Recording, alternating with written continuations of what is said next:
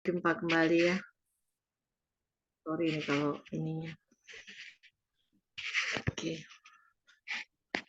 Pak Roy, selamat malam. Malam Bapak semua, Ibu-ibu, Bapak-bapak sekalian yang sudah bergabung di Zoom KPKS Hieronymus untuk kesempatan malam hari ini. Kita jumpa kembali lewat udara, lewat online. Terima kasih buat yang sudah bergabung. Selamat malam buat Pak Seto. Malam ini kita akan mendengarkan Pak Seto dengan temanya mempersiapkan diri menyambut Natal. Sebelumnya kita memasuki, saya minta bantuannya Pak Helmi untuk berdoa ya. Pak Helmi, silakan Pak Helmi, boleh bantu saya. Ya, baik. Mari kita bersatu dalam doa, dalam nama Bapa, Putra, dan Roh Kudus. Amin. Bapa yang ada di surga, kami ucap syukur. Kembali kami bertemu dalam mengikuti pengajaran dari Pak Seto. Yang antara lain, malam ini kita akan membahas tentang kelahiran Yesus pada bulan Natal ataupun hari Natal, Desember nanti, agar kami benar-benar mempersiapkan diri untuk menerima kehadiran Yesus di bumi ini, agar kami dapat merenungkan lebih jauh tentang kedatangan Dia.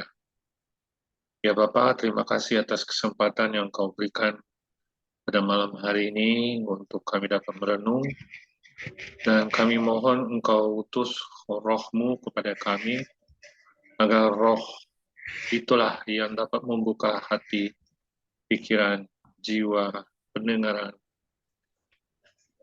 pada tubuh kami, agar kami sungguh-sungguh dapat dengan ikhlas menerima semua apa yang disampaikan oleh Pak Seto, yang tentunya merupakan arahan bimbingan dari Tuhan sendiri yang mengutus rohnya kepada Pak Seto agar apa yang akan disampaikan itu sesuai dengan kehendaknya. Ya Bapak, berkatilah kami semua ada di online ini. Kali ini tidak ada offline sepertinya. Ya Bapak, segala device, peralatan kami semuanya, kami mohon agar semuanya berjalan dengan baik sehingga kami dapat mengikuti pengajaran dengan sebaik mungkin. Kemuliaan kepada Bapa, Putra, dan Roh Kudus, seperti pada permulaan, sekarang, selalu, dan sepanjang segala abad. Amin. Dalam nama Bapa, Putra, dan Roh Kudus. Amin. Amin. Makasih Pak Helmi. Sama. Pak Seto, silakan. Ya, terima kasih. Selamat malam Ibu, Bapak, dan saudara-saudara semua. Sudah periksa kalender bulan Desember belum?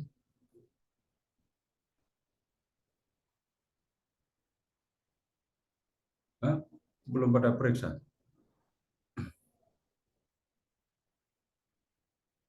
Saya cuma mau tanya, minggu Advent yang pertama tanggal berapa?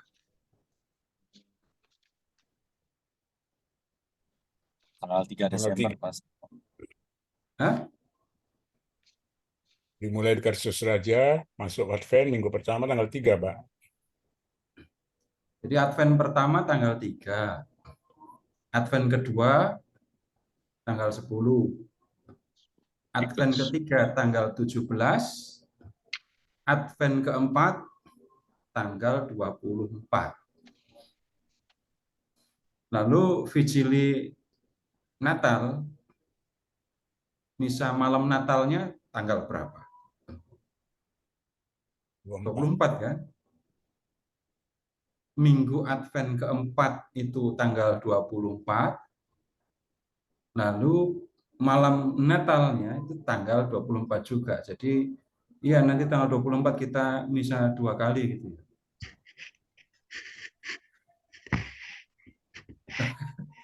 Itu tadi kan minggu Advent keempat tanggal 24.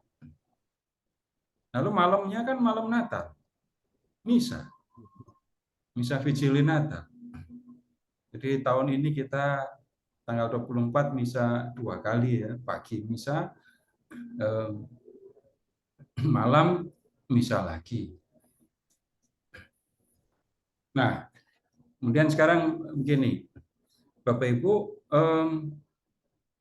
kalau kita memperhatikan ini tentang Natal, maka sebenarnya muncul pertanyaan serius yang sebenarnya bisa dikatakan lebih raya, lebih besar sebagai perayaan, itu Paskah apa Natal? Paskah, Pak. Paskah. Tapi kemudian kalau melihat perayaan yang tampak kelihatan di dalam gereja Katolik, itu yang lebih besar Paskah apa Natal?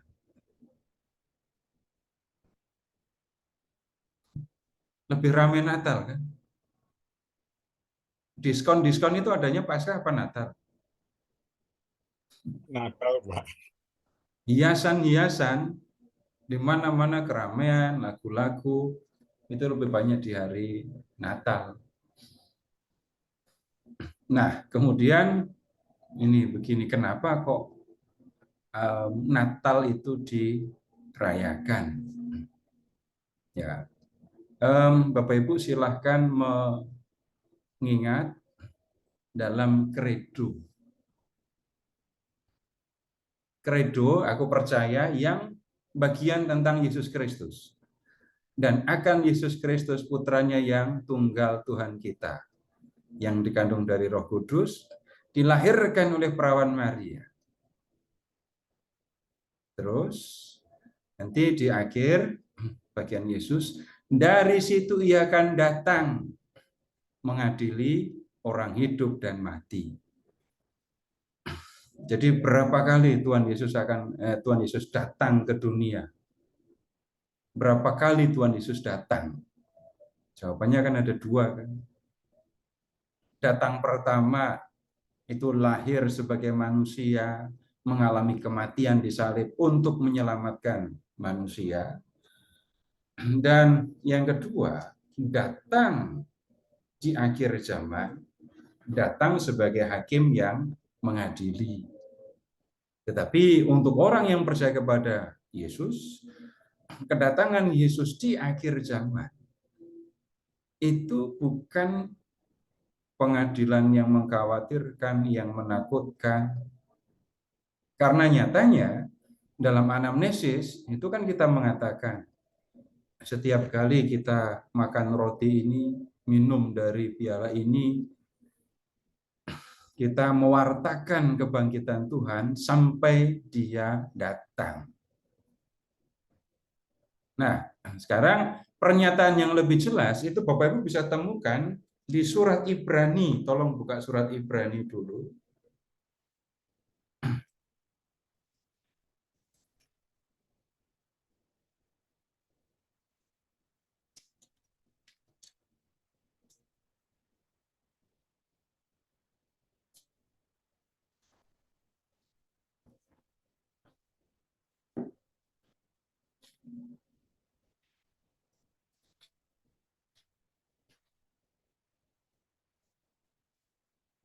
Bab 9.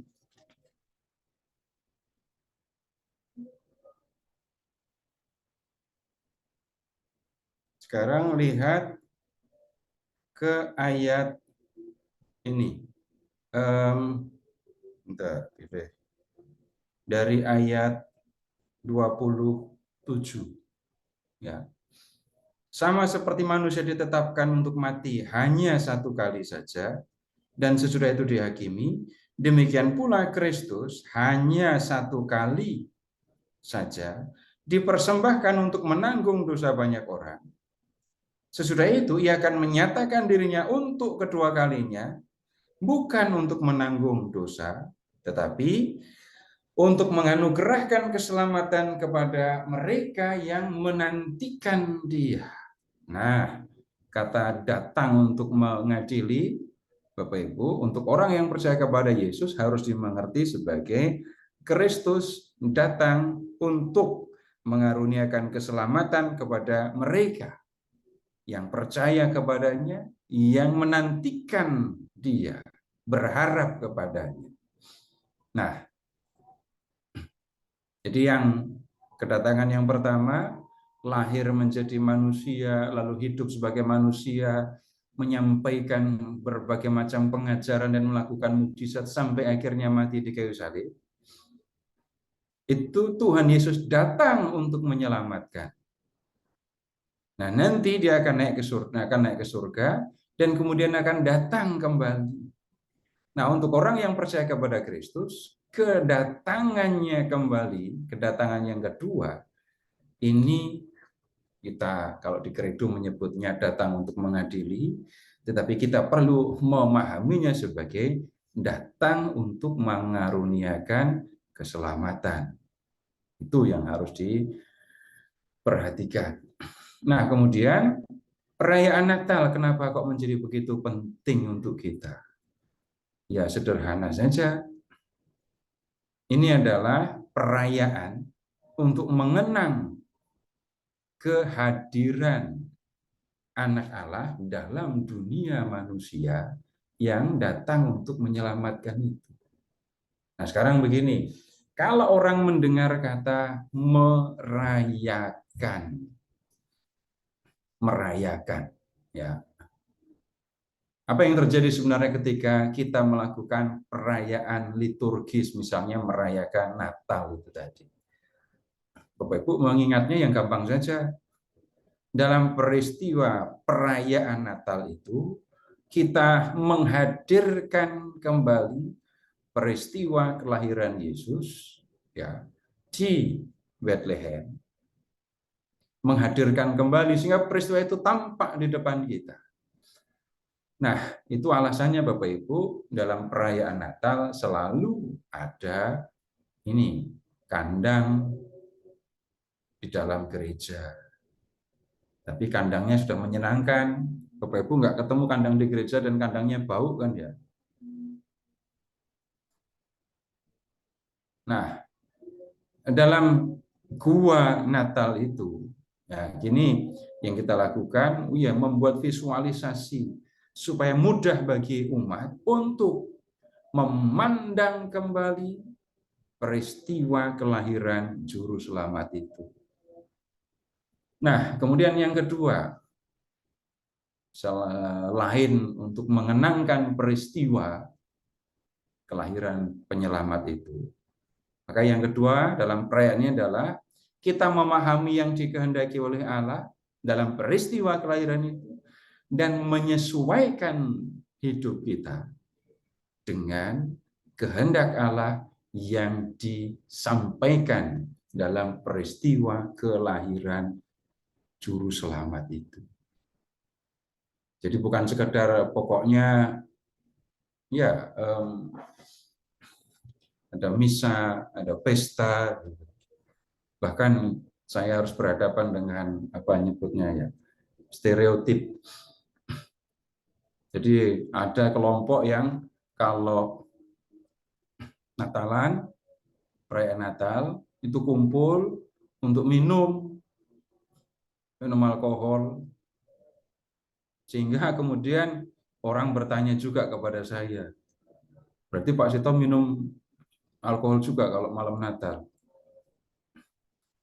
Jadi dikiranya orang mengira, sampai ada yang mengira begitu ya karena praktek yang terjadi. Habis ibadah di gereja, pulang pada ngumpul, nyanyi, rame, minum, bahkan sampai mabuk. Nah, bukan seperti itu perayaan. Tetapi dalam perayaan itu, kita menghadirkan peristiwa kelahiran Yesus, dan kemudian saya memahami yang dikehendaki oleh Allah dalam peristiwa itu, lalu menyesuaikan hidup saya dengan kehendak Allah yang dinyatakan dalam peristiwa Natal, peristiwa kelahiran itu. Itu perayaan ya liturgis yang kita lakukan di dalam gereja Katolik. Nah, kemudian sebelum perayaan Natal itu ada masa persiapan. Dan kita menyebutnya masa ini adalah masa Advent. Dan persiapan ini dilakukan dalam 4 minggu ya. 4 minggu, 4 hari minggu juga. 4 hari minggu. Nah, kemudian begini, kalau kita memperhatikan bacaan-bacaan yang dibacakan selama minggu-minggu Advent itu, ini bacaannya sudah diatur. Sudah diatur, dan kemudian Bapak Ibu bisa mengingat dengan sederhana kok. Di minggu Advent yang pertama, itu bacaannya menyangkut kedatangan Tuhan di akhir zaman. Minggu Advent pertama itu kita diajak untuk merenungkan, memikirkan kedatangan Tuhan di akhir zaman. Bacaannya menyangkut soal kedatangan di akhir zaman itu. Nah, kemudian di pertemuan di Minggu Advent yang kedua dan ketiga, itu kita diajak untuk merenungkan orang yang punya peran penting dalam ini kedatangan Yesus, kedatangan Juru Selamat, yaitu Yohanes Pembaptis. Minggu kedua dan ketiga. Ya, bacaan-bacaan ya ini diarahkan atau dipilih yang bisa dikatakan sesuai untuk merenungkan Yohanes Pembaptis ini. Dan kemudian di Minggu Advent yang keempat, baru kita diajak untuk merenungkan, ya tentu saja tokoh yang paling penting dalam kehadiran Tuhan Yesus ya, itu adalah Maria. Itu di Advent yang keempat. Jadi Advent yang pertama, eskatologi, kedatangan Tuhan di akhir zaman. Advent kedua dan ketiga, Yohanes Pembaptis. Advent yang keempat, itu Maria. Nah, begitu mengingatnya. Nah, baru di malam Natal, kita diajak untuk mengenangkan, merenungkan peristiwa kelahiran Yesus. Peristiwa kelahiran Yesus. Walaupun nanti bisa jadi kita kecewa karena kalau membaca teksnya, mana peristiwa kelahirannya. Nah, itu bacaan di masa Advent diatur sedemikian rupa sehingga langkah demi langkah, minggu demi minggu, kita mengarahkan diri pada kedatangan Juru Selamat. Nah, sekarang kita, ini bisa dipahami kan ya? Saya tidak bicara detailnya, mulai kapan ada Advent, mulai kapan ada Natal. Nanti ya bisa dicari informasi seperti itu. Tapi yang menjadi bahan pembicaraan kita adalah ini, bacaan-bacaan yang direnungkan selama 4 minggu Advent. Bisa dipahami? Diterima apa enggak urusan lain, tapi paham dulu. Mau menerima apa menolak, nah itu kan harus paham dulu. Baik, nggak perlu ada diskusi kan ya bagian ini. Ini hanya mengingatkan kenapa kok di masa Advent kok ada bacaan tentang akhir zaman. Iya, sederhananya Yesus datang 2 kali. Kedatangan yang pertama itu lahir menjadi manusia, menyelamatkan manusia, dan nanti dia akan datang kembali untuk mengadili, tetapi untuk orang yang percaya kepada Yesus, dia akan datang untuk menyelamatkan. Jadi peristiwa Natal itu kaitannya dengan kedatangan yang kedua. Dengan merayakan Natal, umat diajak untuk mengarahkan diri pada kedatangannya yang kedua. Baik, kalau nggak ada yang perlu ditanyakan, Bapak Ibu kita lihat bacaannya ya. Silahkan ke Injil Markus bab 13. Jadi bacaannya dari ayat 33 sampai dengan 37. Tapi Bapak Ibu bisa lihat secara menyeluruh. Jadi kalau membaca bab 13 Injil Markus, Bapak Ibu langsung ketemu di situ. Dikasih judul besar sekali itu. Khotbah tentang akhir zaman. Gitu ya. Nah sekarang begini dulu. Silahkan ke ayat 24. Ayat 24. Tetapi pada masa itu, sesudah siksaan itu, matahari akan menjadi gelap, dan bulan tidak akan memancarkan sinarnya. Bintang-bintang akan berjatuhan dari langit, dan kuasa-kuasa langit akan goncang. Pada waktu itu, orang akan melihat Anak Manusia datang dalam awan-awan dengan kuasa yang besar dan kemuliaan. Pada waktu itu juga, Ia akan menyuruh keluar malaikat-malaikat dan akan mengumpulkan orang-orang pilihannya dari keempat penjuru bumi, dari ujung bumi sampai ke ujung langit. Nah, di sini secara singkat ya disampaikan Anak Manusia nanti akan datang. Nah, Yesus disebut dengan gelar Anak Manusia. Silahkan mengingat kembali, kalau Yesus menyebut diri, dia tidak menyebut diri Mesias. Dia menyebut dirinya sebagai Anak Manusia. Dan kalau kita mendengar kata anak manusia, Bapak Ibu harus ingat terus, nggak boleh lupa, Daniel bab 7 ayat 13 dan 14 yang menyatakan anak manusia itu datang dari surga, datang dari langit, lalu menerima kuasa sebagai raja atas kerajaan surga. Kerajaannya adalah kerajaan yang abadi. Nah, sebagai raja kerajaan surga, Yesus anak manusia itu punya kuasa untuk menentukan siapa yang layak masuk ke dalamnya dan siapa yang tidak layak masuk ke dalamnya.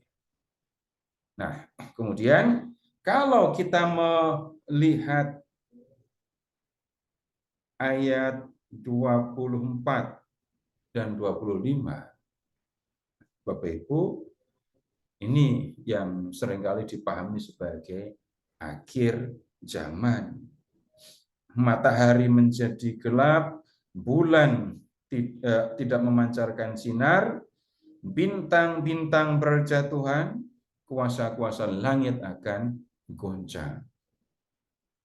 Zaman berakhir. Bumi akan hancur, musnah. Tetapi Tuhan akan membuat yang baru.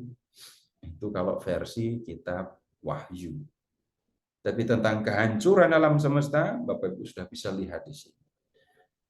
Nah, sesudah itu, lihat ayat 26. Anak manusia akan datang dalam awan-awan dengan kuasa yang besar dan kemuliaan. Di sini kita tidak ketemu dengan gambaran pengadilan seperti yang ada di Injil Matius bab 25, 31 sampai 46 ya. Yang kita temukan, lihat ayat 27. Ia akan menyuruh keluar malaikat-malaikat dan kemudian malaikat-malaikat itu akan mengumpulkan orang-orang pilihannya dari ujung bumi sampai ujung langit.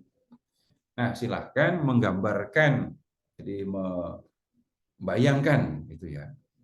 Semua manusia di akhir zaman mati. Dan kemudian malaikat-malaikat akan mengumpulkan orang-orang pilihan Allah. Orang-orang yang setia kepada Allah. Dan kemudian untuk apa mereka dikumpulkan? Mereka akan mendapatkan karunia hidup yang kekal. Itu yang dimaksudkan. Nah, Bapak Ibu lihat di dalam perikop ini, juga di dalam Injil Matius yang bicara pengadilan terakhir itu, kita tidak ketemu pengadilan yang dilakukan urut gitu ya. Satu demi satu diadili. Lalu ya antrenya bisa jadi panjang sekali gitu ya. Tapi yang kita temukan itu adalah orang-orang pilihan Allah, orang-orang yang setia kepada Yesus, itu sudah langsung dikumpulkan. Tuhan sudah tahu, para malaikat sudah tahu, ini orang pilihan Kristus, ini orang yang percaya kepada Kristus atau bukan. Nah, yang percaya kepada Yesus akan dikumpulkan. Untuk apa? Supaya mereka menerima hidup yang kekal. Nah, kemudian sekarang lihat ke ayat 32. Tetapi tentang hari atau saat itu, tidak seorang pun yang tahu. Malaikat-malaikat di surga tidak tahu, anak pun tidak, hanya Bapa.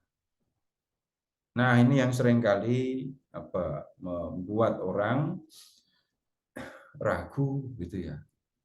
Berarti Yesus nggak ngerti kapan dia akan datang. Loh, yang akan datang kan Tuhan Yesus, masa dia nggak ngerti kapan dia akan datang? Nah, jawabannya sederhana saja. Kapan Tuhan mau datang, itu bukan urusanmu. Bukan urusanmu. Terserah Bapa. Ya. Dan Yesus akan mengikuti apa yang dikehendaki oleh Bapa. Yang menjadi perlu untuk kamu itu bukan hitung waktu, bukan mengira-ngira kapan Tuhan akan datang.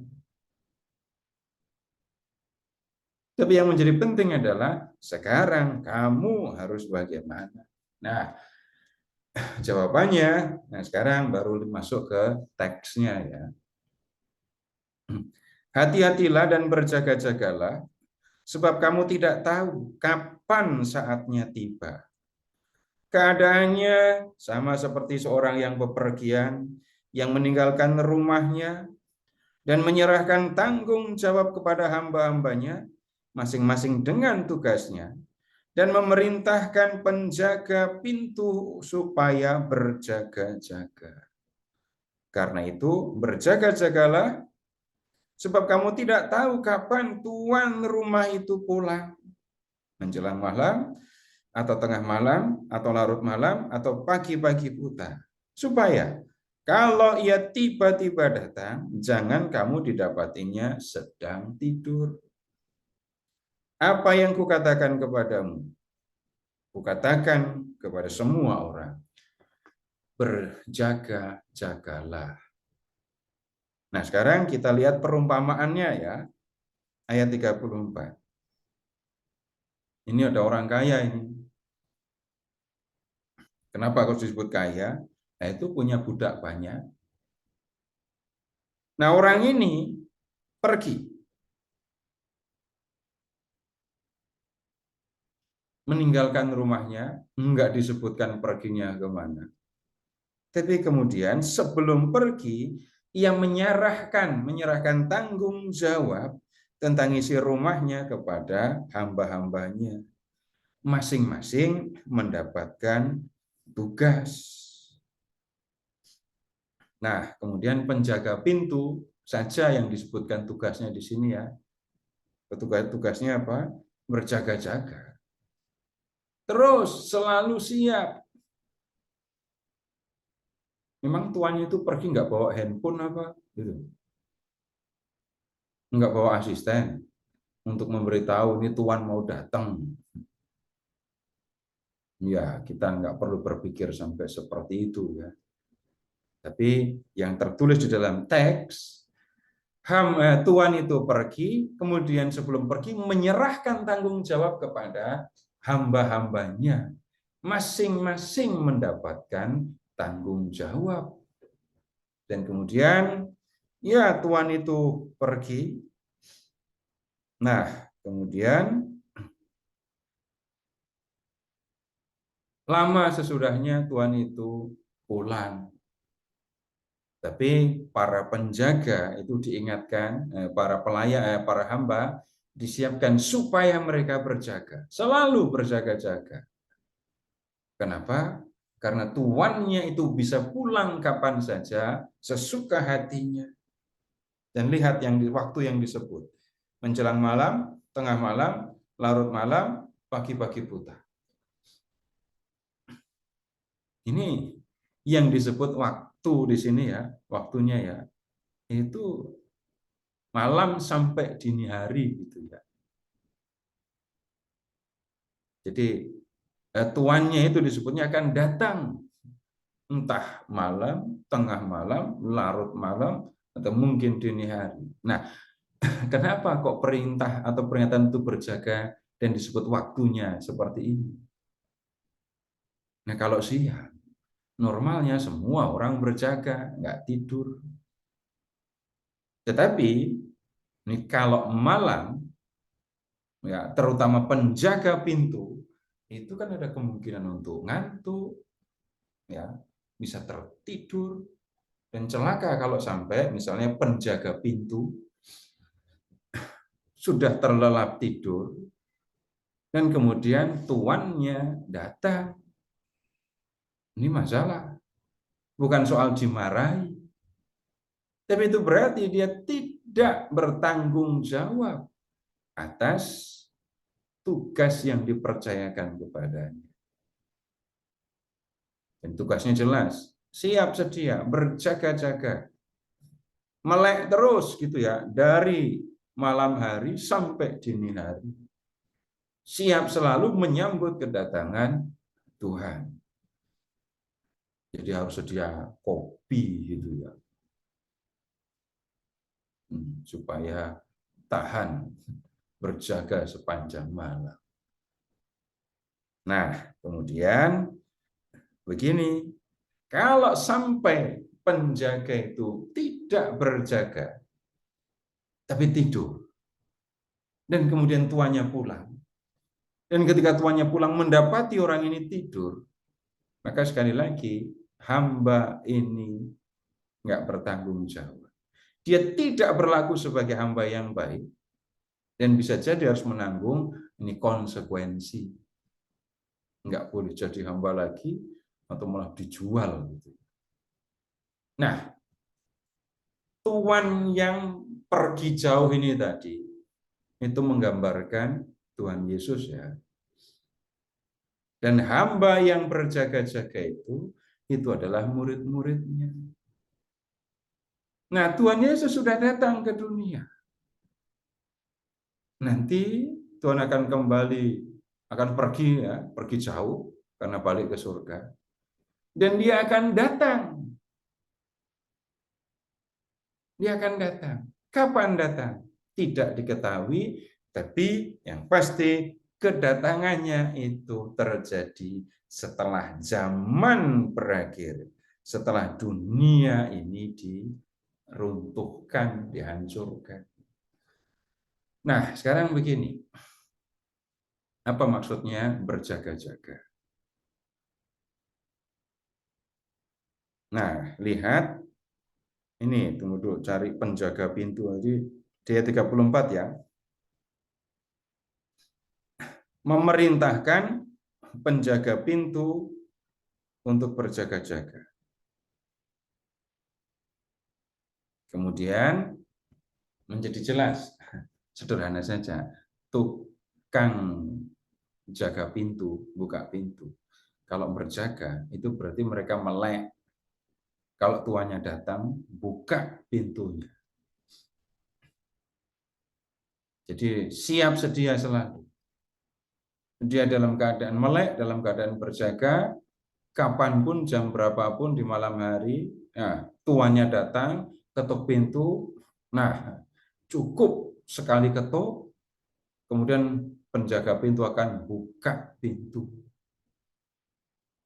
Kalau sampai ketiduran, wah nanti pintunya bukan diketuk, tapi pintunya digedor jadinya. Ya. Itu berjaga-jaga untuk seorang penjaga pintu. Kalau sekarang kita bicara tentang begini, Tuhan akan datang, dan kemudian kita mau menyebutnya menghakimi atau untuk menyelamatkan. Lalu berjaga-jaga itu bagaimana? Apa yang dilakukan ketika orang ini berjaga-jaga? Mengingatnya gini saja, sederhana ya, yang kita ngomong yang gampang-gampang saja ya. Penjaga pintu yang berjaga-jaga itu, ketika tuannya datang, dia membukakan pintu. Dia melakukan tanggung jawabnya untuk tuannya.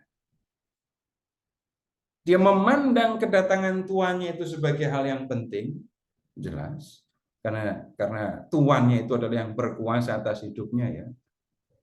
Dan memandang kedatangan tuannya itu sebagai hal yang penting. Dan sekali lagi, dia melakukan tanggung jawabnya dengan sungguh-sungguh. Dia tidak lalai menjalankan tanggung jawab itu. Nah, kemudian sekarang begini, kalau kita bicara tentang kedatangan Tuhan Yesus di akhir zaman gitu ya. Tuhan Yesus akan datang di akhir zaman. Kalau orang memandang bahwa kedatangannya itu penting, maka orang tidak akan bisa dikatakan seenaknya menyambut dia.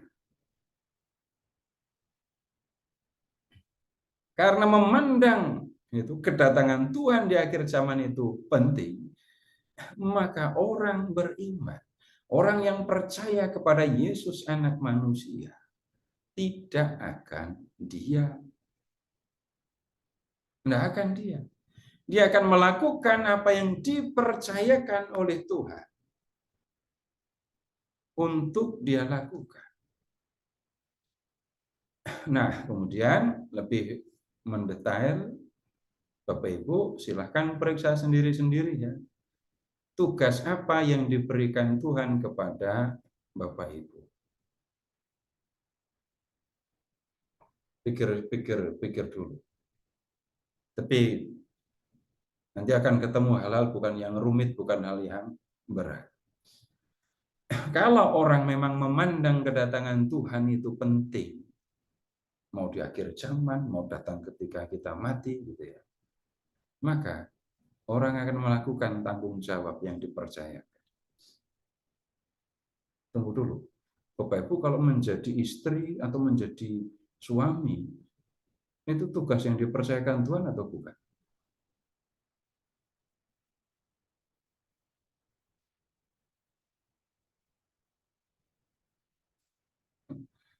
Tugas dari Tuhan atau kecelakaan aja?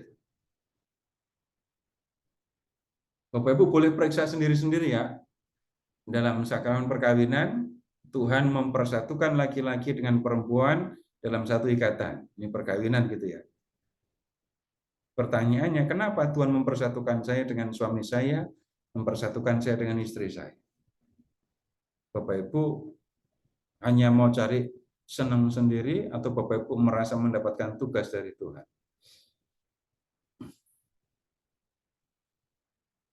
Kemudian yang berikutnya, lu terserah Bapak Ibu lihat istri suami itu karunia Tuhan atau apa namanya, hadiah lomba yang waktu itu saya ikuti gitu. Nggak mungkin. Saya bersatu dengan suami saya bersatu dengan istri saya dalam ikatan perkawinan karena Tuhan yang mempersatukan. Kenapa kok Tuhan mempersatukan? Bukan supaya kamu dibahagiakan oleh istrimu. Bukan supaya kamu dibahagiakan oleh suamimu. Seolah-olah pasangan itu punya tanggung jawab untuk membahagiakan saya. Seolah-olah saya adalah orang yang siap untuk dilayani dan hanya dia, pasangan saya, itu yang punya tanggung jawab untuk mengurusi saya. Tapi Bapak Ibu lihat kembali kalau kita bicara tentang hidup berkeluarga. Bapak Ibu silakan ingat-ingat sendiri ya. Tuhan memberikan tugas apa kepada Bapak Ibu berkaitan dengan suami istri, dan anak-anak. Silahkan periksa sendiri, silahkan lihat sendiri. Kalau nggak paham tentang tugas atau yang dipercayakan Tuhan terhadap suami, terhadap istri gitu ya, wah ini apakah harus ikut MRT lagi? Ada orang-orang yang menjalani hidup berkeluarga, perkawinan itu sudah lewati saja. Lalu hidup berkeluarga dianggap sebagai apa nyebutnya, hanya ritus. Hanya ritus. Waktunya sekolah ya sekolah, waktunya pacaran sudah itu ya udah pacaran, waktunya kerja ya kerja, waktunya nikah ya nikah, waktunya punya anak ya punya anak, sudah lewati aja gitu. Kalau itu yang terjadi, maka Bapak Ibu, Tuhan nggak akan kelihatan dalam kehidupan. Padahal Tuhan yang mempersatukan. Nah, bagaimana berjaga dalam konteks keluarga gitu ya? Nggak usah pakai konteks keluarga sih. Cukup mengingat Tuhan mempercayakan tugas ini kepada saya. Pertanyaan jelek ya.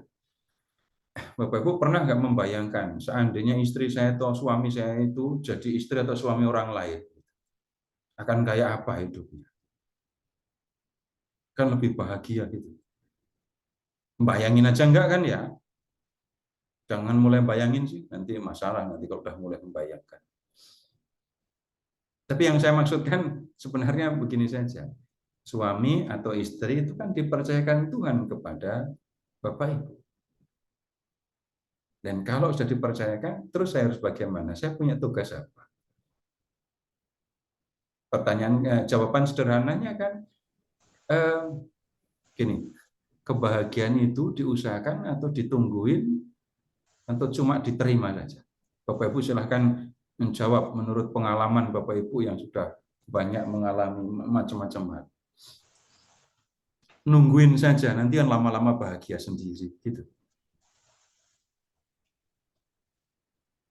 Nah, Bapak Ibu ingat saja sederhana, yang gampang saja. Kalau bapak misalnya ya bekerja dari pagi sampai malam, dari Senin sampai Minggu, ya kemudian dengan uang itu bapak mengurus keluarga, itu artinya kan bapak melakukan tugas. Bapak pernah nggak memberikan misi kepada suami, kepada istri, kepada anak supaya mereka cari duit sendiri gitu ya, dan bapak tinggal di rumah saja. Saya tidak meremehkan orang yang memegang tanggung jawab di rumah loh ya. Ada pembagian tugas, bapak tinggal di rumah mengurus keluarga ada, dan saya tidak meremehkan itu. Pertanyaan toh sama saja. Kalau ada yang bekerja untuk keluarga, jelas dia memikirkan keluarganya, pengen keluarganya bisa makan kenyang kan ya. Jangan sampai kelaparan. Sementara yang di rumah juga kan ya, mikirin bagaimana caranya supaya yang ada di rumah, seluruh anggota keluarga itu bisa nyaman tinggal di dalam rumah gitu. Dan itu juga wujud dari sikap saya ingin orang yang ada di dalam rumah ini senang semua. Tugasnya apa jadinya? Membahagiakan pasangan, membahagiakan anak, membahagiakan seluruh anggota keluarga. Itu tugas setiap orang di antara kita. Terserah keluarganya kecil, keluarganya besar, itu nggak ada soal di situ. Nah, Bapak Ibu, ini hanya saya menyebut contoh orang yang berjaga. Ya, orang yang berjaga itu memandang kedatangan tuannya sebagai hal yang penting. Maka dia berjaga, melek terus dan melakukan tugasnya, kewajibannya seperti yang sudah dijelaskan oleh tuannya.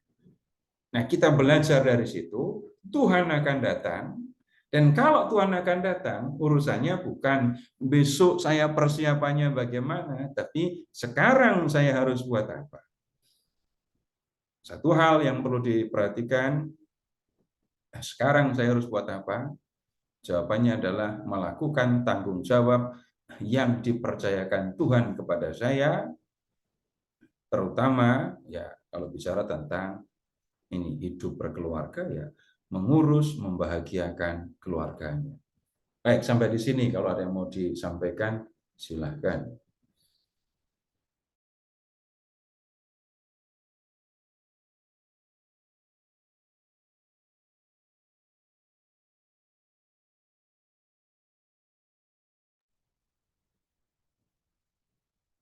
Enggak ngerti saya pada dengar apa enggak ini jadinya. Dengar. Ada yang mau Dengar. menanggapi?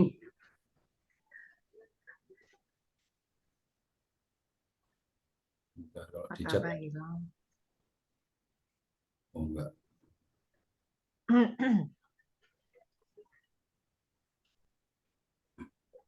Ada yang mau disampaikan? Mas itu ada Pak. Iya, silahkan.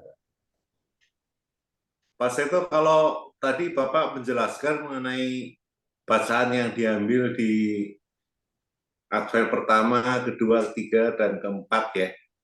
Kalau kita amatin juga Pak, dari Paskah 2019, itu sifat dari bacaannya, Advent pertama itu adalah berjaga-jaga.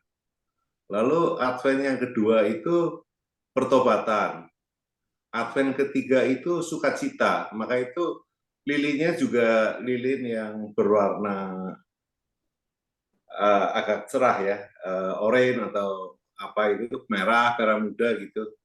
Lalu vigili keempat, lalu ketika Advent keempat itu baru membuka hati. Tapi tadi Bapak jelaskan bacaan pertama itu menyangkut kedatangan Tuhan, bacaan kedua, tiga, orang yang punya peranan penting Yohanes, dan yang keempat itu Maria. Itu kalau kita sinkronkan sesuai Pak ya? Pertanyaannya, yang Bapak sampaikan itu sumbernya dari mana? mendengarkan Pak. Jadi mendengarkan dari homili, kesannya itu waktu Advent pertama itu yang dikemukakan itu adalah berjaga-jaga. Waktu minggu keduanya, Advent kedua baru pertobatan. Lalu yang ketiga itu tadi ya, justru yang saya tanyakan tentang sumbernya. Iya, Karena menyimpulkan dari homili. Karena kalau Bapak perhatikan isi bacaan, bukan tema homili Pak ya, bukan tema homili yang saya maksudkan. Tetapi dari bacaannya, Bapak bisa lihat dengan jelas kok. Kalau membaca Markus 13, sudah pasti urusannya apa? Kedatangan Tuhan di akhir zaman. Perkara orang kemudian mau merenungkan pesan tentang berjaga-jaga, tidak ada soal. Tapi isi bacaannya berkaitan dengan kedatangan Tuhan di akhir zaman.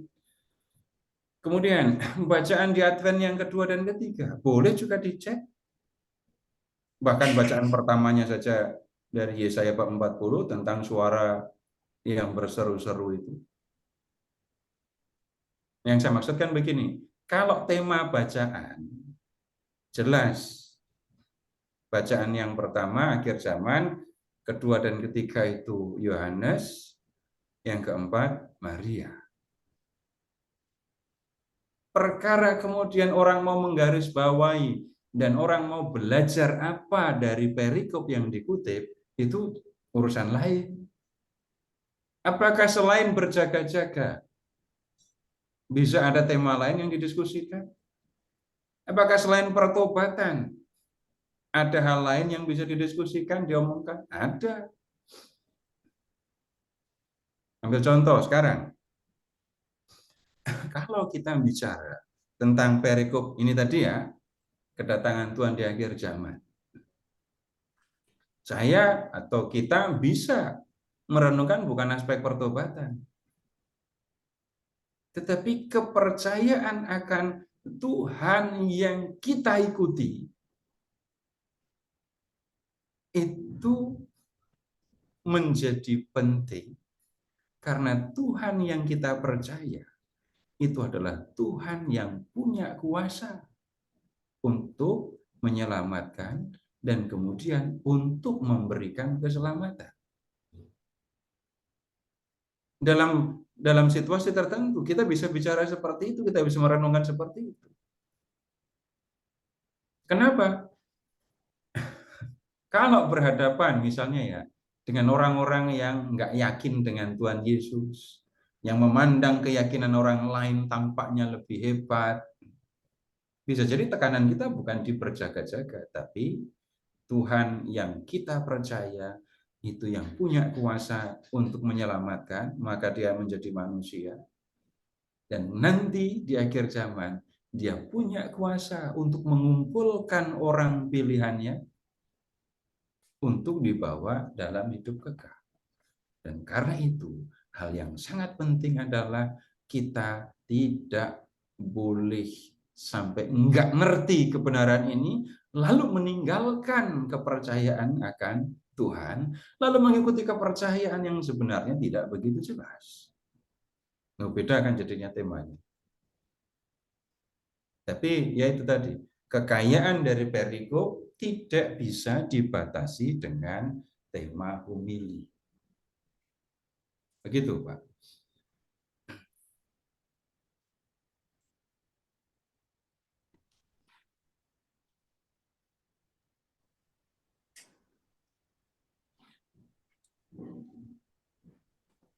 Kalau lilin ketiga itu Pak Seto, khususnya, itu kan selalu yang kita nyalain warna yang cerah Pak, bukannya putih. Itu ada maksud apa Pak? Itu yang itu saya tidak tahu. Saya tidak belajar tentang lilin-lilin itu. Tapi balik lagi, saya ajak Bapak Ibu untuk merenungkan teks. Saya tidak meremehkan lilin ya. Tapi memang saya tidak mengajak Bapak Ibu untuk merenungkan itu lilin demi lilin. Tapi yang saya ajak Bapak Ibu lihat itu adalah ini bacaannya begini loh. Dan kalau sudah belajar begini, Bapak Ibu jangan kemudian nanti pas Romo homili Bapak Ibu memperhatikan sungguh-sungguh, tapi cuma untuk ngoreksi dan melihat ini homilinya benar apa enggak. Bukan itu juga. Tapi untuk diri kita sendiri perlu menjadi jelas kenapa perikopnya seperti ini, kenapa yang dibaca adalah hal bacaan yang seperti ini. Ya, begitu maksudnya, Pak. Ada Makasih, Pak. inbox. Ya. Ada di inbox Pak Seto dari Pak Steve. Pesan Pak Seto untuk kehidupan berkeluarga seharusnya didengarkan oleh pasangan-pasangan muda zaman sekarang. Kebanyakan mereka sudah sibuk dengan pekerjaan masing-masing sesuai tantangan zaman. Akhirnya banyak yang tidak mau mempunyai keturunan. Akhirnya membuat pernikahan Katolik menjadi tawar. Firman Tuhan tambah lama tambah sayu. Bagaimana kita harus bersikap di tengah masyarakat agar kita bisa menjadi garam untuk berjaga-jaga. Nah, saya tadi menyampaikan pertanyaan kepada Bapak Ibu. Tugas yang dipercayakan Tuhan kepada Bapak Ibu apa? Tanggung jawab yang diserahkan Tuhan kepada Bapak Ibu apa? Saya memang hanya menyebut satu contoh tanggung jawab yang diserahkan Tuhan kepada kita di rumah. Tanggung jawab di rumah. Nah, kemudian Bapak Ibu bisa memperluas pembicaraan, memperluas pemahaman tentang ini. Melakukan tanggung jawab yang dipercayakan Tuhan kepada kita dalam kehidupan ini yang tidak terbatas hanya pada keluarga. Dan menjadi garam, ya itu contoh. Tapi kalau garam itu cuma disimpan di tempat garam, terus tempat garamnya ditutup, terus disegel, ada fungsinya enggak garam itu? Yang enggak ada manfaatnya.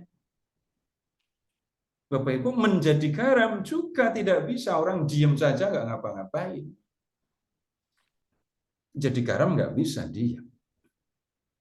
Tapi kan banyak orang Katolik takut kalau jadi garam. Sekarang begini, pemahaman dasar tentang jadi garam ya, pemahaman dasar sederhananya, jadi garam itu sama dengan apa? Apa yang seringkali dipahami kalau mendengar kata jadi garam? Memberi variasi hidup. Variasi. Enggak, ini jarang. Orang mendengar menjadi garam sama dengan memberi variasi. Enggak. Apa artinya orang kalau dikatakan menjadi garam? Membumbui. Yang biasa saja. Menambah Yang nikmat. Ya. Menambah nikmat. Rasa. Membawa rasa. Iya, itu kalau dimakasakan.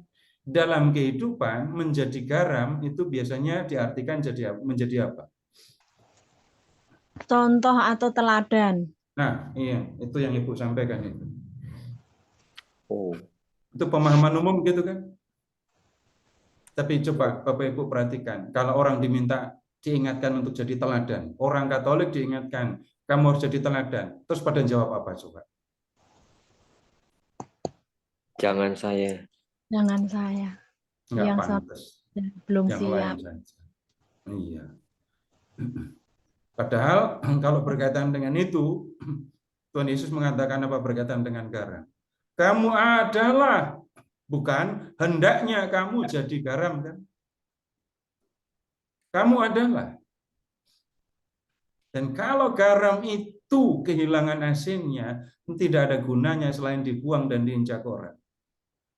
Kalau seorang pengikut Yesus mengatakan, aku tidak mau, aku tidak layak jadi teladan, Bapak Ibu akan mendengar jawaban Tuhan. Tuhan akan bilang apa?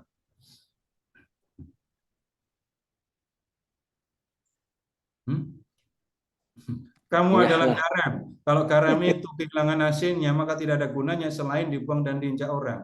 Menjadi garam itu sama dengan menjadi teladan. Kalau orang menolak untuk menjadi teladan, seorang pengikut Yesus menolak untuk jadi teladan, Bapak Ibu akan mendengar Tuhan Yesus bilang apa tentang orang ini yang menolak jadi teladan ini. Pergilah. Ya.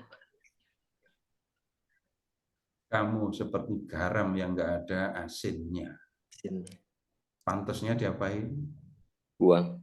Buang. Dicampakkan. Ya. Buang. Lu kan begitu tuh. Dikiranya kalau ikut Yesus tuh halus-halus, lemah gemulai, terus nggak ngapa-ngapain. Nah, nggak bisa. Sadis, Pak. Kok sadis? Bapak pernah nggak menjadikan diri sebagai teladan? Ayo jawab jujur. Berusaha tapi nggak bisa. Pernah atau enggak menjadikan diri sebagai teladan? Pernah. Pernah. Bapak hidup dalam keluarga kan ya? Bapak pernah menjadikan diri teladan untuk anak-anak? Pernah. Jelas berarti pernah kan ya? Pernah. Terus masalahnya apa?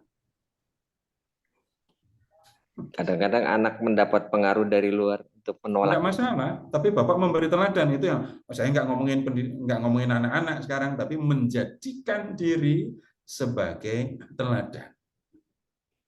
Apakah kemudian orang akan mengatakan Bapak munafik itu? Karena biar dicontoh anak-anak, terus biar kelihatan hidupnya baik. Nggak pernah ada yang bilang begitu? Ada. Di rumah dibilang munafik?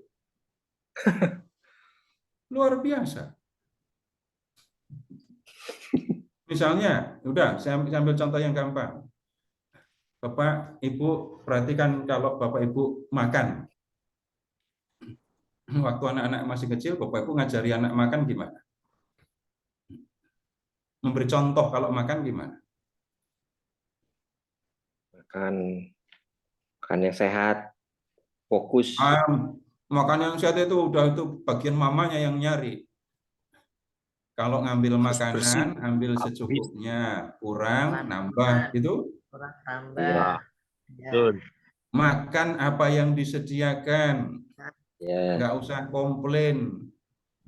Ini ya. bapakmu, ibumu kerja keras supaya kamu makan. Terus bapak Berdoa. makan apa adanya juga kan? Iya. Ah, itu kan bapak memberi teladan. Siapa yang bilang kayak gitu? Munafik. Tinggal geser kalau di lingkungan, di dalam masyarakat bagaimana? Apakah ada yang minta Bapak Ibu menjadi santo santa yang hidup? Bukan Wih. itu. Bukan juga langsung begitu. Mungkin ya, kita tidak bisa menjadi teladan untuk segala sesuatu. Tetapi untuk hal-hal yang berkaitan dengan iman Katolik, hal yang berkaitan dengan hidup bersama, dengan orang lain untuk kebaikan bersama, kita bisa jadi teladan. Dan ingat, kalau sampai menolak, itu nggak ada gunanya. Kalau saya mengatakan begini, apakah saya berani mengatakan hidup saya sempurna? Enggak.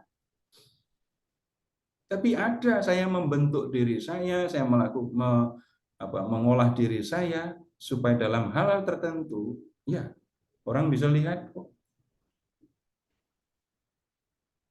Dan itu disadari loh ya, bukan tidak disadari loh. Disadari itu bagaimana? Saya hidup benar. Orang lain melihat ya syukur. Kalau orang lain nggak melihat, itu bukan urusan saya. Tapi tugas saya adalah melakukan yang dikehendaki oleh Tuhan. Ini bukan urusan kesombongan, bukan. Tuhan Yesus juga mengatakan kamu adalah cahaya dunia. Dan kalau cahaya dunia, ingat aja, kota yang ada di atas gunung nggak akan tersembunyi. Orang menyalakan pelita, lalu menaruhnya di kaki dia, bukan di bawah tempat tidur. Ya, begitu, Pak. Oke. Terima kasih, Pak. Ya, Pak. Nanti Bapak bisa juga membaca 2 Makabe bab 6, 2 Makabe bab 7 gitu, tentang menjadi contoh. Baik. Ya. Baik, masih ada lagi.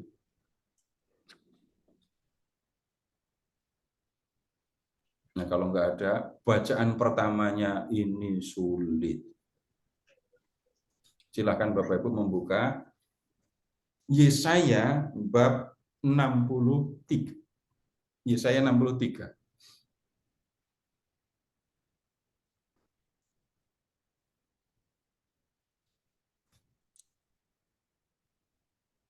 Nggak gampang bacaannya, sungguhan. Yesaya 63.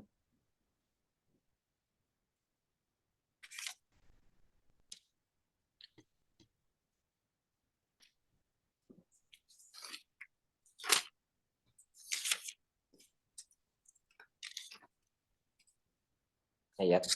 Saya nggak akan bicara A, B gitu ya. Tapi ayat 16 dan 17.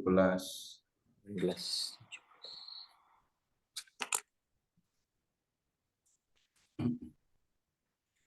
Nanti masih sambung sampai ayat 8, 64 ayat 8.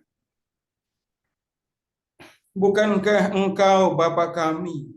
Sungguh Abraham tidak mengenal kami.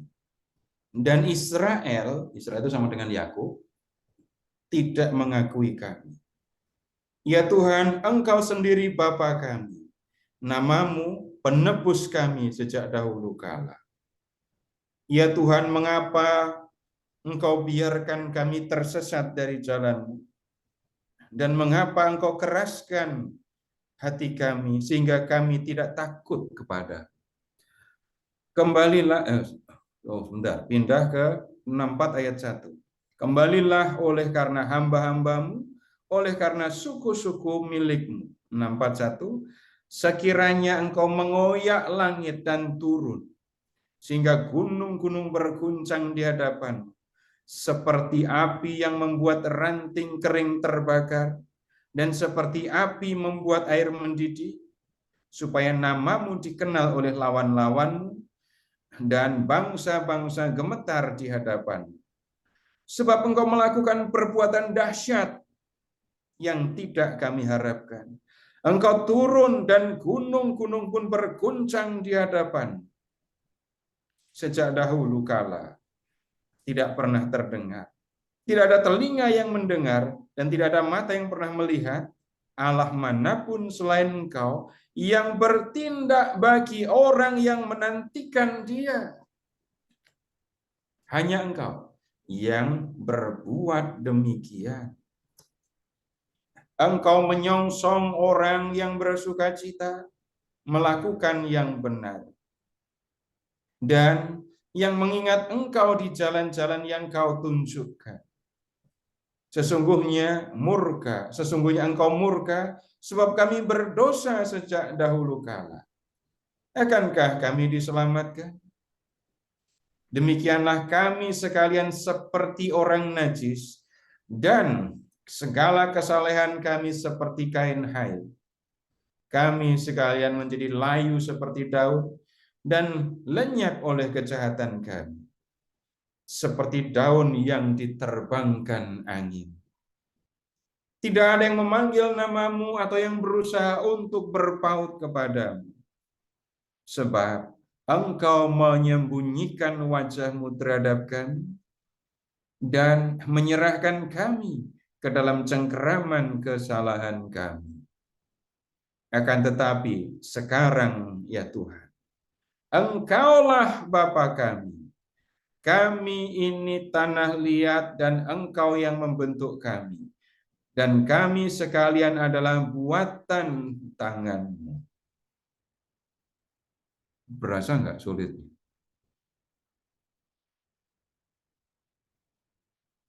Nah, bagaimana terus memahami bacaan yang seperti ini? Bapak Ibu, kita lihat dengan cara begini saja ya. Yang pertama, cari gambaran tentang Tuhan. Dan kemudian nanti relasi Tuhan dengan umat. Nah, sekarang begini dulu. Cari gambaran tentang Tuhan. Ayat bab 64 ya, ayat 1 sampai dengan 4. Sekiranya engkau mengoyak langit dan turun. Langit dikoyak, lalu Allah turun. Kalau sampai itu terjadi, gunung-gunung berguncang di hadapan. Pernah lihat gunung berguncang? Jadi gambarannya dulu begini. Allah itu tinggal di atas air yang ada di atas langit. Abaikan airnya aja dulu dah. Tuhan tinggal di atas langit. Kemudian langitnya dikoyak, Tuhan turun. Bapak Ibu pernah melihat langit terkoyak di Perjanjian Baru? Ketika Yesus dibaptis, langit koyak, Roh Allah turun. Itu kan. Nah sekarang bayangkan kalau Tuhan turun dari tempat kediamannya yang ada di atas langit. Akibatnya apa? Gunung-gunung yang besar-besar gitu ya, itu akan bergoncang. Tapi lihat gambarannya kok kayak nggak nyambung gitu ya. Gunung-gunung bergoncang di hadapanmu, seperti api yang membuat ranting kering terbakar, seperti api membuat air mendidih.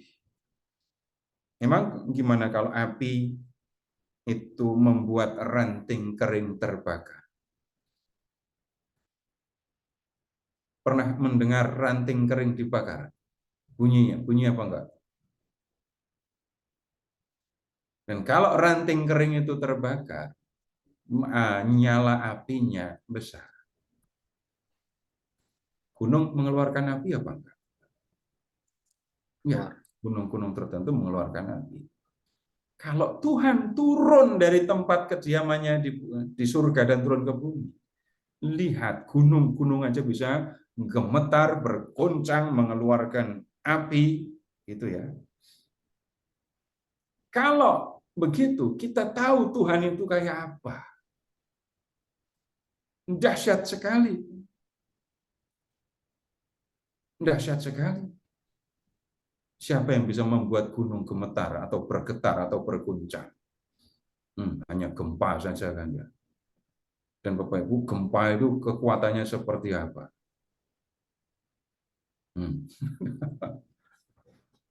Itu gambaran tentang kekuatan, kekuasaan Tuhan. Nah, kemudian lihat di ayat 3.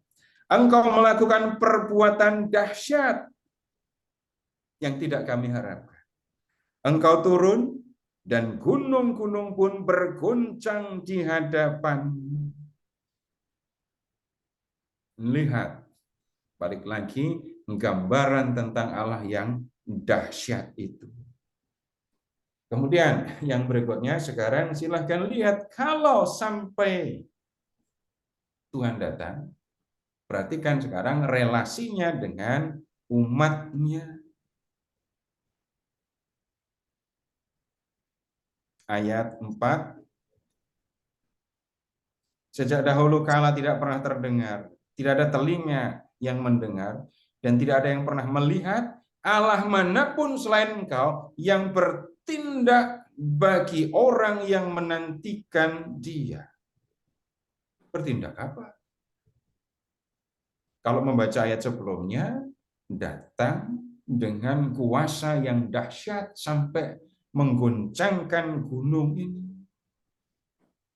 Tapi kalau melihat ayat berikutnya, lihat ayat 5. Engkau menyongsong orang yang bersukacita melakukan yang benar, dan yang mengingat engkau di jalan-jalan yang kau tunjukkan. Allah yang dahsyat, yang maha kuasa itu, lihat ya ayat 5. Menyongsong orang-orang yang kalau melakukan yang benar itu senang.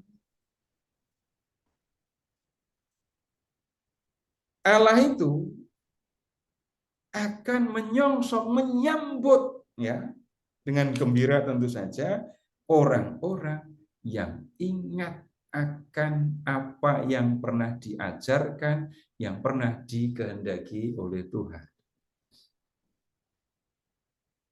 Jadi Allah yang dahsyat itu menyambut. Ya, ini kalimatnya jadi istimewa ya, bukan manusia menyambut Allah, tapi Allah menyambut. Allah menyongsong orang yang kalau berbuat baik itu senang. Itu. Nah, kemudian yang terjadi, Allah itu kayak gitu ya. Ayat 5 mulai dari kata sesungguhnya. Sesungguhnya engkau murka sebab kami berdosa sejak dulu kala. Akankah kami diselamatkan? Demikianlah kami sekalian menjadi najis. Segala kesalahan kami seperti kain haid, najis.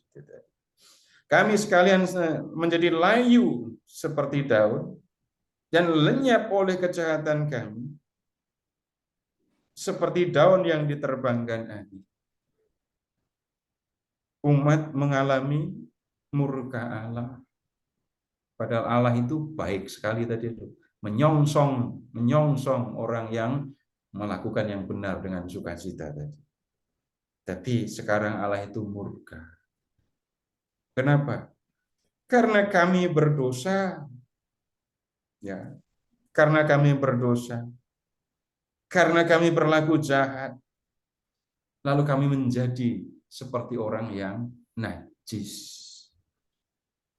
Perhatikan, kami sekalian seperti orang najis. Segala kesalehan kami seperti kain pembalut gitu ya. Ya begitu Pak, kalimat yang sesuai. Kenapa? Ini Nabi menggambarkan umat karena dosa-dosanya itu mereka menjadi orang berdosa dan menjadi orang yang najis. Nah, lihat sekarang kalau Tuhan ketika ini umat berdosa dan Tuhan marah. 7. Tidak ada yang memanggil namamu atau yang berusaha untuk berpaut kepadamu. Sebab engkau menyembunyikan wajahmu terhadap kami dan menyerahkan kami dalam cengkeraman kesalahan kami. Ya, lihat, engkau menyembunyikan wajahmu terhadap kami. Bapak Ibu pernah jengkel sama orang? Selain jengkel sama saya, jengkel sama siapa lagi?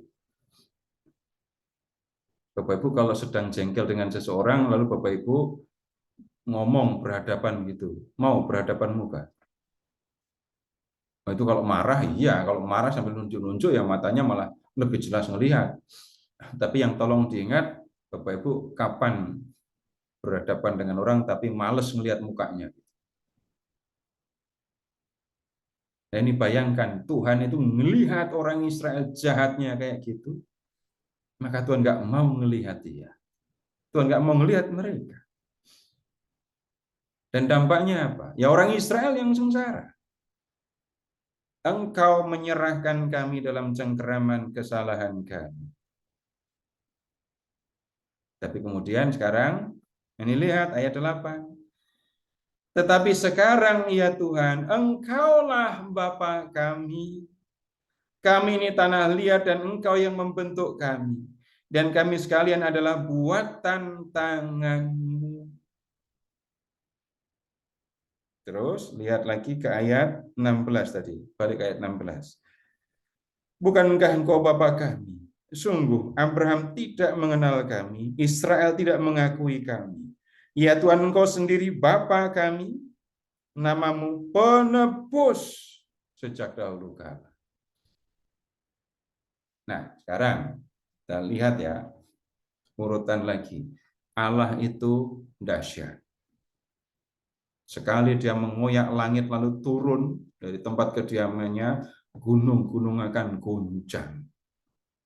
Nah, Tuhan yang dahsyat seperti itu, yang turun ke bumi dengan kedahsyatannya itu, akan menyambut, menyongsong orang-orang yang berlaku benar, yang kalau berbuat benar, itu bersukacita. Tapi kalau lihat orang yang berdosa, yang jahat, Tuhan malas ngelihat. Nah, sekarang begini, Bapak Ibu, kalau melihat bacaan itu ya, bacaan minggu di masa khusus atau masa biasa, bacaan pertama dan bacaan Injil itu ada kaitannya. Ada kaitan. Nah, kalau melihat perikop ini tadi, kaitan gitu ya, kesamaan tema antara bacaan Injil dengan bacaan pertama, nggak begitu sulit kan sebenarnya. Di bacaan Injil itu bicara tentang kedatangan Tuhan di akhir zaman. Dan kalau Tuhan datang di akhir zaman, Tuhan akan mengumpulkan orang-orang pilihannya. Begitu kan? Nah, di bacaan yang pertama, Tuhan akan datang. Dan Tuhan yang datang itu Tuhan yang dahsyat. Dan apa yang dilakukan? Lihat, dia menyongsong, menyambut dengan gembira orang-orang yang menantikan dia, ya, menyongsong orang-orang yang melakukan benar dan senang kalau melakukan yang benar, dan senang juga melakukan yang dikehendaki Tuhan. Tuhan berkenan kepada orang yang seperti ini. Nah, kemudian orang Israel sadar akan hal itu, tapi dia berdosa, maka akhirnya Israel kembali kepada Tuhan. Karena sadar, Tuhan itu loh berkenan, dan Tuhan itu loh sebenarnya Bapak kita, yang membuat kita menjadi ada, yang mengasihi kita. Kalau kita berdosa, rugi sendiri kita.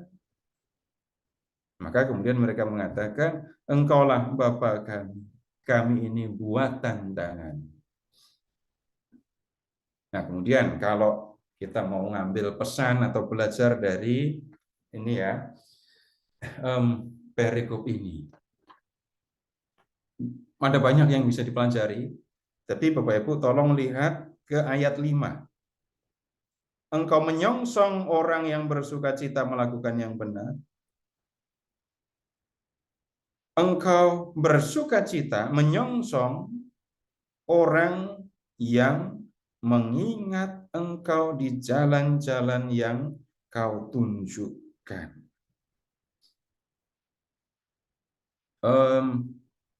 Begini, Bapak Ibu silahkan mengingat macam-macam kegembiraan yang pernah Bapak Ibu alami dari Bapak Ibu kecil sampai sekarang. Pasti susah mengingatnya, pasti banyak sekali.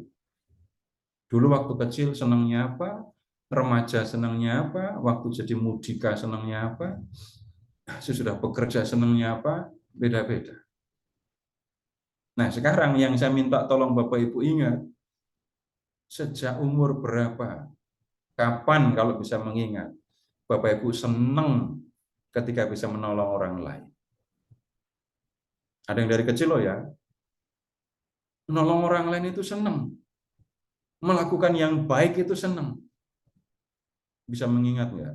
Umur berapa mulai bisa begitu? Atau belum mulai malah? Nggak mungkin lah. Ada orang yang melakukan yang baik karena terpaksa? Ada. Ada yang melakukan yang baik dengan sedih? Ada. Itu seperti anak kecil yang sedang bermain, lalu oleh ibunya disuruh berbagi mainan dengan temannya itu. Gantian main dengan teman kan baik. Tapi karena itu dipaksa oleh mamanya, dia melakukan yang baik tapi nggak senang. Atau ketika dia diminta untuk membagi makanan, bisa jadi dia nggak senang karena apa? Nah, namanya anak kecil itu kalau enak ya dimakan sendiri, kalau nggak enak baru dikasih. Jadi kalau udah sampai dipaksa orang tuanya membagikan makanan, dia bisa melakukan hal yang baik tapi nggak senang. Nah, ada yang berlaku seperti anak kecil itu, bahkan sampai tua, melakukan yang baik bukan karena senang, melakukan yang dikehendaki Tuhan dan tidak merasa senang apa-apa. Atau gini aja dah, Bapak Ibu pernah nggak nyaman ikut misa? Nggak nyaman, nggak senang, nggak enak. Pernah lah pasti.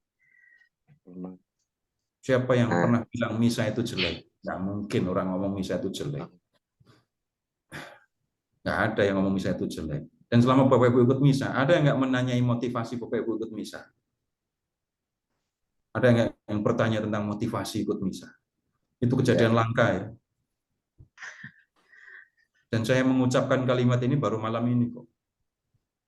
Apakah pernah di gereja Bapak Ibu ditanyai motivasi ikut misa? Ada waktunya kita senang untuk misa, menikmati, gembira, senang gitu. Tapi pada waktunya juga, ini apa sih? Duduk enggak tenang, kadang tengok kanan, tengok kiri, seperti orang enggak ngerti apa yang harus dilakukan waktu misa. Banyak ngelamun. Dan ada juga yang sampai level ekstrim ya, menurut saya ekstrim. Anaknya sembahyang sungguh-sungguh malah digoda sama bapaknya. Saya bilang ekstrim, tapi ya nyatanya saya pernah lihat. Ini bapaknya nggak ngerti misa itu buat apa, ngapain misa. Bahwa anaknya sedang berdoa serius, digelitikin, digoda. Nah, kemudian begini, yang tolong diingat, masa-masa ketika saya senang waktu misa itu. Apa yang membuat saya senang waktu ikut misa? Romonya baru, nah bukan model kayak gitu senangnya. Saya tugas tatip, wah itu bukan begitu juga. Saya punya baju baru, saya mau apa? Menunjukkan memamerkannya sehingga orang akan melihat baju saya baru. Kalau cuma kayak gitu, Bapak Ibu akan bahkan diri sendiri pun akan menilai kita rendah gitu ya. Ke gereja cuma mau ngetes baju baru. Tapi lihat, ada yang lebih serius. Pernah ikut misa dan menyebutnya ya. Mungkin saya sulit menjelaskan, tapi rasanya kok saya senang aja sih. Senang. Ada masa yang seperti itu. Nah, tolong Bapak Ibu ingat saja yang senang ikut waktu misa itu. Mungkin nggak bisa menjelaskan, tapi ya kalau saya memang niatnya mau misa, saya lepaskan semua pikiran, pekerjaan, saya hanya mau ketemu dengan Tuhan, dan pada waktu itu hati saya memang rindu dan aktif gitu ya hati saya, dan merasakan kegembiraan, kenikmatan bersama dengan Tuhan. Nah, kita melakukan yang baik, ikut misa dan senang. Nah, kemudian yang lain lagi, orang melakukan yang baik itu juga sekali lagi dengan sukacita gitu ya. Bapak Ibu silahkan mengingat aja, saya nggak minta loh ya. Saya juga nggak akan. Bapak Ibu pernah neraktir orang nggak? Nggak ngomong bisnis loh ya, nggak ngomong bisnis loh ya. Cuman saya senang, karena saya senang, saya mau ngajak teman-teman saya senang. Bukan entertain, urusannya lain kalau entertain. Nanti ceritanya beda. Ini saya sedang senang nih, saya dapat rezeki, saya sedang senang. Saya ajak teman-teman saya untuk makan bareng. Masa nggak pernah? Nggak mungkin lah. Pernah. Tapi yang perlu mendapat perhatian itu begini. Pak. Ya, yang menjadi penting itu saya senang, saya pengen teman-teman saya juga merasakan kesenangan itu. Gitu. Nah, kalau makan bersamanya itu suasananya kayak gitu, wah makannya senang beneran kan ya? Bukan, bukan untuk mau pamer, bukan untuk nyebutnya ya, supaya nanti bisa kelihatan di antara teman-teman kalau memang usaha saya berhasil sukses dan kemudian saya akan dipuji-puji, bukan begitu. Saya senang karena dapat rezeki, lalu saya ajak teman-teman saya untuk senang bersama dengan saya. Itu kan saya membuat orang lain bergembira. Dan ketika saya membuat orang lain bergembira, saya pun melakukannya dengan gembira. Dan dengan gembira juga, Bapak Ibu, saya mengatakan pertemuan malam hari ini berhenti sampai di sini. Terima kasih, selamat malam. Ya. Terima kasih Pak Seto yang sudah menjelaskan semuanya buat kita semua pada malam hari ini. Bapak Ibu, sebelum kita mengakhiri, saya mau ketemu Pak Helmi, barangkali masih ada. Malam Pak Helmi. Untuk menutup ini dengan doa. Oke Bapak Ibu, saya berdoa untuk menutup acara malam ini. Dalam nama Bapa dan Putra dan Roh Kudus, amin. Bapa di surga, terima kasih Bapa. Kami sudah mendengarkan apa yang diberitakan oleh Pak Seto untuk kami semua. Kami bersyukur kiranya semua boleh kami resapi. Sebentar lagi kami akan berpisah. Kiranya Kau akan menemani kami semua dalam istirahat malam hari ini. Terima kasih banyak Bapak. Di dalam nama Tuhan kami Yesus Kristus, Kau sudah menyertai kami semua. Amin. Dalam Bapa dan Putra dan Roh Kudus. Amin. Makasih semuanya. Sampai jumpa minggu depan. Dan buat Pak Seto, terima kasih. Ya, terima kasih Bapak Ibu. Selamat malam. Terima kasih semua. Terima kasih Pak Seto. Terima kasih teman-teman semuanya. Terima kasih Pak Seto. Thank you. Sampai jumpa minggu depan. Bu, makasih Bu. Malam Pak. Terima kasih Bu. Makasih semuanya.